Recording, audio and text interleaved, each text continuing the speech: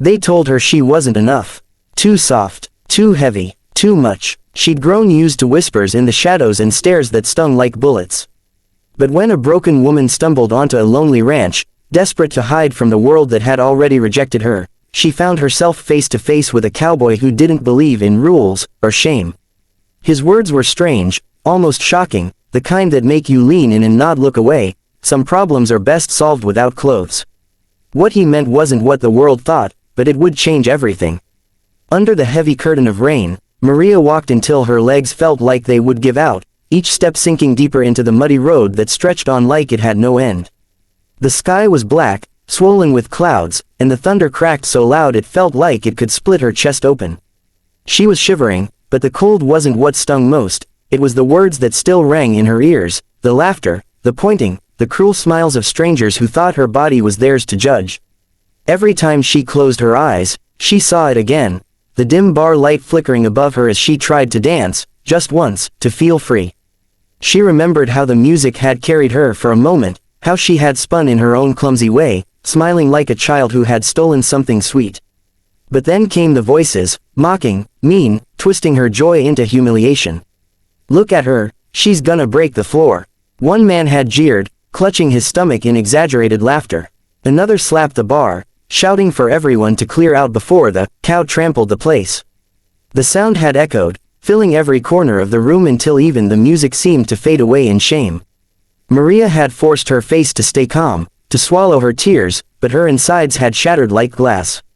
She'd left quietly, almost running, the sound of laughter chasing her out into the night. Now the rain was her only companion, disguising the tears that fell freely down her face. She had no plan, no destination, only the instinct to get as far away as she could from the voices that had made her believe, once again, that she was too much and never enough all at once. She kept her arms wrapped around herself, trying to hide from the world even as the storm soaked her through.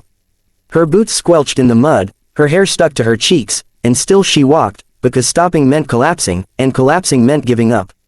Then, through the blur of rain, she saw it, a faint glow in the distance.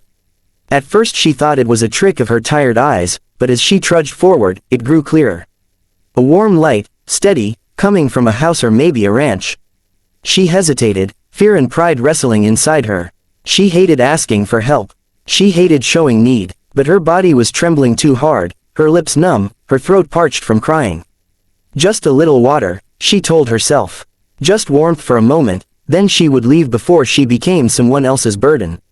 The porch light flickered when she reached the house, like it was deciding whether to welcome her or not. She stood at the edge, dripping wet, her heart pounding with the fear of rejection all over again. She raised her hand to knock, but before she touched the wood, the door creaked open. A man stood there, framed in the golden light of the fire behind him. Tall, broad-shouldered, with the kind of stillness that made him seem part of the land itself. His hat was pulled low to shield his eyes from the rain, but his voice was clear, low, and steady when he spoke. "Ma'am," he said, and the word carried no mockery, only respect. "You're out here in the storm like you're running from something." Maria froze, her throat closed, and for a heartbeat she wanted to turn and disappear into the night. She had grown used to being seen only as a joke, a flaw to be mocked, not a person worth speaking to. She lowered her gaze, her voice cracking as she answered, I just need a little water. Then I'll go." The man studied her, silent, his eyes sharp but not cruel. He didn't ask questions she couldn't answer, didn't press her with pity. Instead, he stepped aside and held the door wider, his voice calm. "Storm's only getting worse. You can come in, if you want." Something in his tone left no room for shame. It wasn't an invitation laced with judgment or a favor held over her, it was simply fact, a door open in the dark. She hesitated, then stepped inside, the warmth wrapping around her like an embrace she hadn't felt in years. The fire crackled in the hearth, filling the room with the smell of smoke and wood. The walls were lined with old photographs and shelves worn from use, and everything about the place spoke of a life lived honestly, without need for show. Maria felt the heat seep into her bones, and for the first time in hours, she let herself breathe. But then she caught sight of herself in a mirror above the mantel. Her wet clothes clung tightly to her curves, her hair plastered messily against her cheeks, her face red and swollen from tears and cold. The shame rose up again, bitter and sharp, as though even here she had no right to exist. She hugged her arms tighter around her body and muttered, almost too softly to hear, "People like me don't belong in places like this." The cowboy turned from where he was setting down a mug of coffee. His eyes narrowed, not in anger, but in confusion. "People like you," he repeated. Her chest ached as she forced the words out. "Too fat, too much, too, everything. I've heard it enough to believe it." She laughed bitterly, shaking her head as if mocking herself before anyone else could. The man didn't look away. He didn't flinch, didn't shift uncomfortably the way others always did when faced with her pain. Instead, he leaned against the wall, crossing his arms, and spoke words so strange, so unexpected, they nearly knocked the air from her chest. "Some problems are best solved without clothes." Maria's eyes flew wide, her heart hammering in her chest. Heat surged to her cheeks as she stumbled back, ready to bolt out the door. But before she could move, he raised a hand, his expression calm. "Not what you're thinkin', darlin'," he said gently. "I ain't that kind of man. What I mean is, when you strip away what the world tells you to wear, how you're supposed to look, all that noise and armor you've been carryin', you find what's real. That's the only thing worth keepin'." For a long moment, silence filled the room, broken only by the crackle of firewood. Maria didn't know whether to laugh or cry. His words didn't erase the years of cruelty she had endured, the voices that had carved scars into her spirit. But they did something else, something small but powerful. They planted a seed, a flicker of curiosity, a whisper of possibility that maybe, just maybe, she wasn't beyond hope.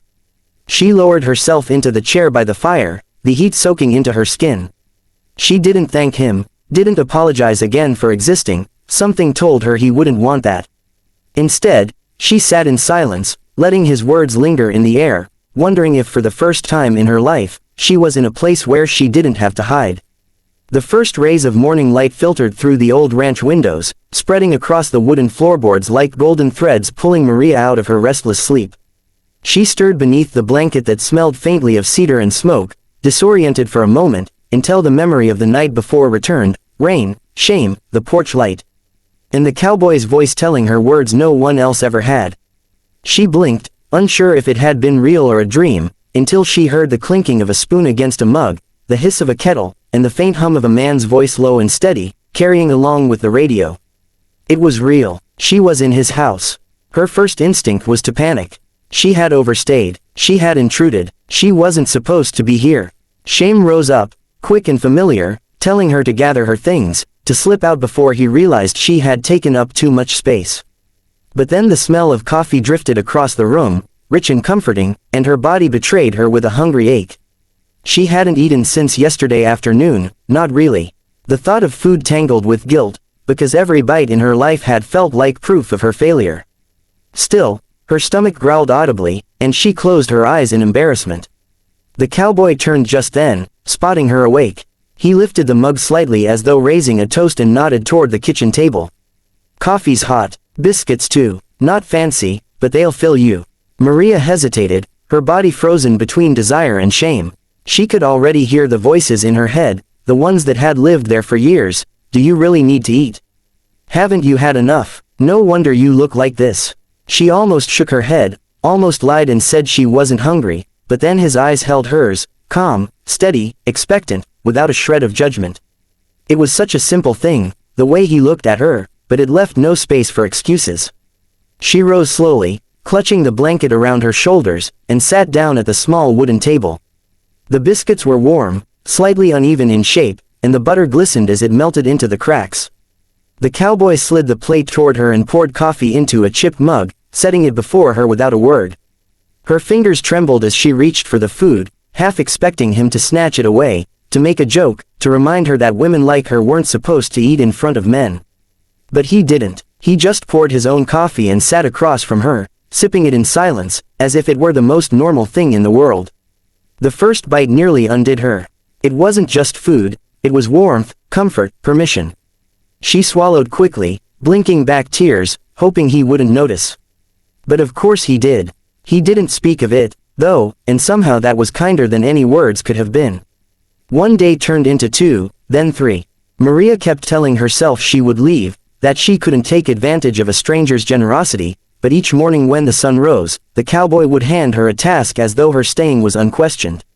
Chickens need feedin', he'd say, or, fence out by the east pastures loose. Could use another pair of hands. She wasn't good at much. She fumbled often, dropped things, got in the way. Every mistake was followed by the instinct to apologize, her mouth always forming the word before she could stop it. But each time, the cowboy cut her off. "Quit sayin' sorry," he said one afternoon when she tripped while gathering eggs, nearly spilling them. "You don't owe me apologies for breathin'." The words struck deep, like stones dropping into a well. She had spent her whole life apologizing for her body, for her voice, for the space she took up in a room. Apologizing just for existing. No one had ever told her to stop. The cowboy said it like he meant it, like he believed it, and every time he did, she felt a tiny piece of her shame loosen its grip. She began to notice things about the ranch she hadn't at first, the way the land stretched out endlessly, golden and green, the sound of crickets at night, the way the stars filled the sky with more light than any city could. The cowboy lived simply, but every part of his life seemed rooted in purpose. He cared for the land, the animals, the tools with the same quiet steadiness he showed her. He never asked about the bar, about where she had come from or what had driven her into the storm. He gave her the gift of silence, of being seen without interrogation. And yet, the weight of her past clung stubbornly. One evening, as the sky burned orange and pink with sunset, Maria found herself standing at the fence, staring at the horizon. The land was vast, beautiful, and terrifying, because it made her feel small, and she had always believed small was better, less noticeable, less of a target. She gripped the rough wood, her chest tight, and whispered, almost too softly, "I don't know how to live without shame." She hadn't meant for him to hear, but the cowboy was there, leaning against the post not far away, his hat tipped back, his eyes on the sky. He turned slowly toward her, studying her face. He didn't rush to answer, didn't dismiss her pain with easy comfort. Instead, he removed his hat, setting it gently on the post beside him, and spoke with a quiet that carried more weight than any shout could. "Shame ain't something you're born with," he said. "It's something other people hand you, hoping you'll carry their ugliness instead of your own beauty. But you don't have to hold it anymore." The words hit her like a blow and a bomb all at once. Tears filled her eyes before she could stop them, spilling hot and fast down her cheeks. She covered her face with her hands, ashamed of crying but unable to stop. Her body shook with years of swallowed pain, years of pretending she didn't care when every cruel word had carved her raw. "Why?" she gasped between sobs. "Why are you kind to me? Everyone else just sees what's wrong." His voice was steady, sure. "Because I know what it's like to be told you ain't enough. And I swore I'd never let another soul believe that lie if I could help it." She cried harder then, but it wasn't the kind of crying that hollowed her out. It was release, like a dam breaking, letting out water that had been pressing too long against the walls. He didn't touch her, didn't try to hush her. He just stood beside her, his presence solid, steady, like the land itself, enough to remind her she wasn't alone. By the time the stars came out, her tears had slowed, leaving her exhausted but lighter, freer than she had felt in years. The shame wasn't gone, it wouldn't vanish in a single night, but for the first time, she could imagine setting it down, piece by piece, and walking forward without it. She looked up at the sky, glittering and infinite, and for once, instead of feeling small, she felt part of something vast and worthy. The cowboy picked up his hat, placed it back on his head, and gave her a nod as though sealing a promise unspoken. She didn't need to thank him. She didn't need to explain. In that silence, she understood what he had meant the night she arrived, when his words had startled her more than the storm. Some problems are best solved without clothes, without the masks, the armor, the lies. Only when she stripped those away could she see the truth.